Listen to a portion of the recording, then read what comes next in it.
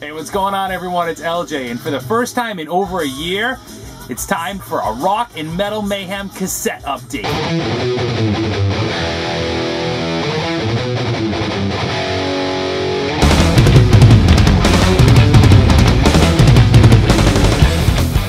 And so here are some of the finds from the past 12 months. Here's Motorhead, Ace of Spades. It's a reissue on a clear cassette.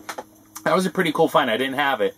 Here's Mr. Biggs, Lean Into It. You know, the song To Be With You is absolutely vomit-worthy, but Green Tinted 60s Mind is a killer song, and I didn't have it. And I've stumbled across 5 sealed cassettes, which is still cool to find them sealed. Here's Poison's Native Tongue, sealed. Winger, Pole, not the greatest album in my opinion. Actually, it's not even that good, but it's sealed.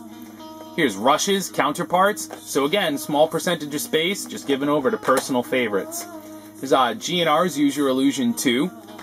And again, this is a lot of this stuff I either have on vinyl and or CD, but man, cassettes are just cool, and I love them. And some stuff I don't. And I'll show some pretty cool rarities too. Here's a sealed copy of Rush, All the World's a Stage reissue on clear cassette. Here's one I was missing from the Kiss collection, Kiss My Ass. Again, not that great of an album. Here's another good reason to pick them up. Here's 2 pretty cool Whitesnake finds. This is Trouble and Come and Get It. These are reissues on clear cassette, which is awesome because I had original white cassette copies, and over time, cassettes just start to drag. You'll pop them in and anyways.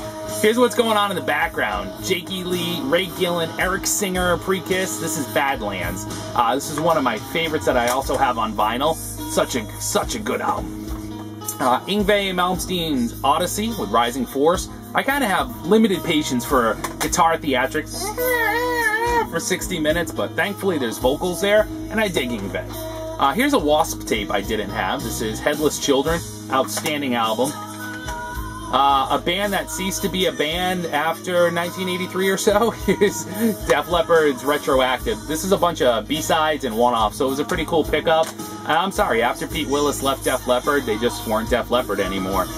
Here's a few from Kix, later ones. Awesome, I didn't have any of these on vinyl. Here's Hot Wire. I think this is from 1991. Absolutely killer album. Kix is a great band. Here's another one, 93 maybe? Anyways. Kix Live. What a killer tape. Absolutely killer tape. Love this. Fantastic, man. If you're not familiar with Kix, get familiar. Just down and dirty, hard rock. Great stuff. And another amazing Kix album. This is Show Business.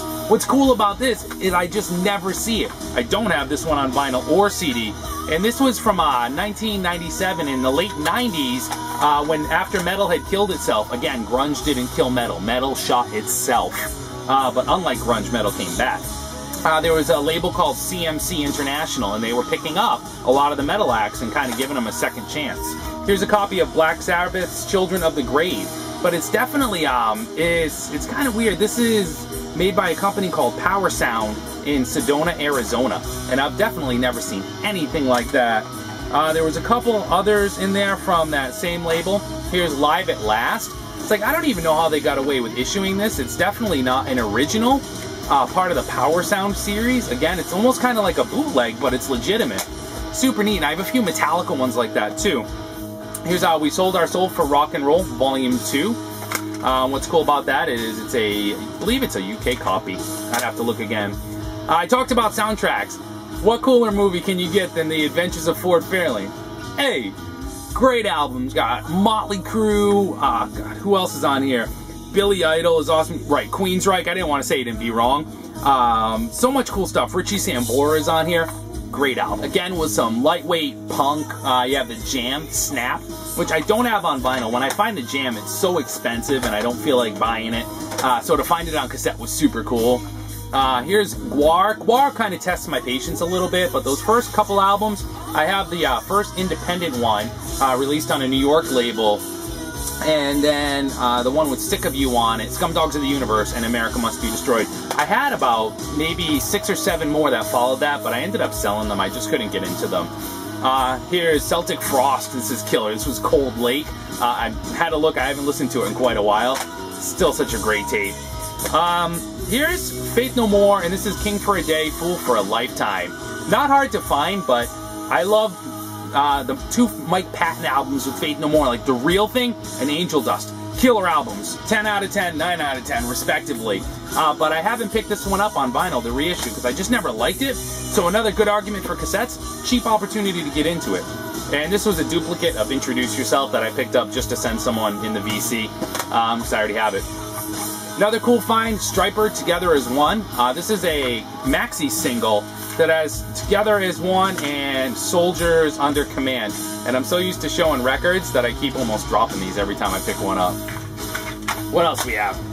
Steve Vai, Passion and Warfare. It's alright. I mean, it just really doesn't do much for me. Again, it's a for like an hour straight. It's alright, it just tries my patience. This one was a gift and was sent to me. I just don't think I ever got a chance to show it. You know who you are, thank you so much. Exciter, Long Live the Loud. It's fantastic. The Doors soundtrack. Again, one of those, it's not really rock or metal, but it gets a space on the wall. Awesome movie, awesome book by Danny Sugarman that led into it. Great, great, great film. And a lot of the just best pieces of the Doors American Prayer album, the spoken word stuff from Jim, is on here, and it's killer. Some cool 80s chick metal. Now, if you like your 80s chick metal to include the female front woman giving herself a spanking on stage, Femme Fatale is for you. So, I mean, you're out there and you're competing with Lita Ford and Doro Pesch from Warlock. You better do something to put yourself over the top. And I guess she found a way to do it, because for all of us headbanging teenagers at that point, it definitely did the trick. Here's a couple compilations here. Slave to the Metal. I see a lot of metal compilations, but unless the bands are really good, I won't grab them. This is called Megahertz. This was very cool. Starts right off with Fifth Angel, you can't go wrong. Leads into Sanctuary, then Riot, stuff from Thundersteel. Killer, killer, killer compilation. I think I had that on vinyl. And speaking of Doro Pesch, here is the lady herself. Here is Doro's self-titled release. I don't even remember what this sounds like. It's been so long since I've heard it. But it's from 1990, and Doro is from the 80s metal band Warlock, if you're not familiar. So that's it, and man, did it feel good to film the first cassette update in over a year. Love it, got me right back on the shelves, got me pulling tapes out and playing them, and that's what I love to do. Feel free to leave a comment if you have one. Hope everyone's doing well. See you in the next video. Later.